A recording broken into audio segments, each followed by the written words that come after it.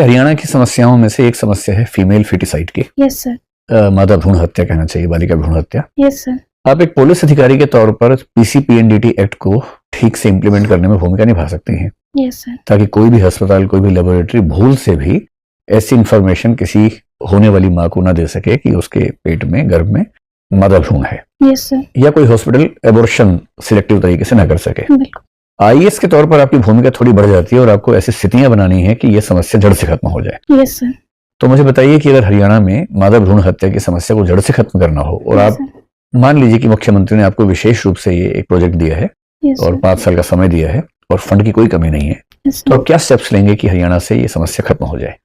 Sir, इसके लिए मैं कई लेवल्स पे काम करूंगी। सबसे पहले मैं कोशिश करूंगी कि जो भी पीसीपीएनडीटी के प्रावधान हैं उसके बारे में सर सबको अवेयरनेस हो, पेरेंट्स को, हेल्थ ऑफिशियल्स हैं, जो अल्ट्रासाउंड सेंटर्स हैं, सब जगह, कि क्या उसके लीगल एक्शंस हो सकते हैं इसके खिलाफ।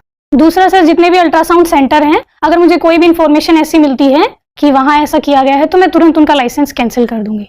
तीसरा सर, मैं कोशिश करूंगी कि मैं विजिलेंस सेल बनाऊं। इसमें पंचायती राज इंस्टीट्यूशंस की रिप्रेजेंटेटिव की हेल्प ले सकती हूँ कि तुरंत अगर ऐसा कहीं भी संदेह हो तो मेरे तक तुरंत सूचना पहुंचाई जाए और रेड मारी जाए सडनली, जिससे अगर ऐसा कुछ हो तो हम उसको तुरंत रोक सके। मुझे ध्यान है कि हरियाणा के एक लेबोरेटरी के एक व्यक्ति से मेरी एक बार बात हो रही थी और मैंने उनसे पूछा कि क्या सरकार इस चीज को रोकने में सक्षम हो पा रही है पीसीपीएनडीटी के प्रावधानों के अनुसार।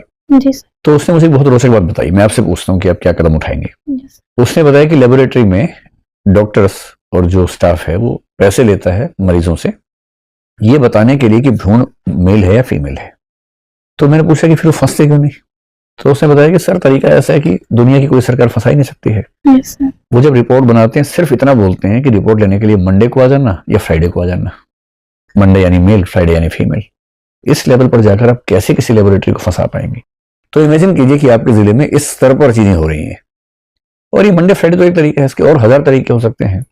कोई सिर्फ इतना ही तय कर ले कि मैं दाएं हाथ से साइन करूं तो समझ जाना बेटा है, बाएं से साइन करूं तो समझ जाना बेटी है। ऐसे 1000 तरीके हो सकते हैं। इस लेवल पर जाकर कैसे बदलाव करेंगे आप? सर, अगर ऐसी मानसिकता है तो वो बेसिकली सोसाइटी के स्तर पर ही चेंज हो सकती है। जब तक सर महिलाओं के लिए समाज में एक्सेप्टेंस नहीं बढ़ेगी, उनको एम्पावर नहीं किया जाएगा, तब तक लोग सर किसी ना किसी तरीके से दुरुपयोग करते रहेंगे। तो अगर ऐसा दुरुपयोग हो रहा है तो लॉन्ग टर्म में तो मैं सर यही करूंगी कि वुमेन एम्पावरमेंट का काम किया जाए। बेसिकली लड़कियों के लिए ऐसी कोई स्कीम्स लाई जाए ताकि जो पेरेंट्स हैं वो सर लड़कियों को बोझ ना समझे। और सर ये जो एक्शन हो रहे हैं किसी लेबोरेटरी में, तो इसके लिए सर विजिलेंस सेल ही हो सकती है जो मुझे गुप्त इंफॉर्मेशन दे दे और मैं उसके लिए एक्शन करूं।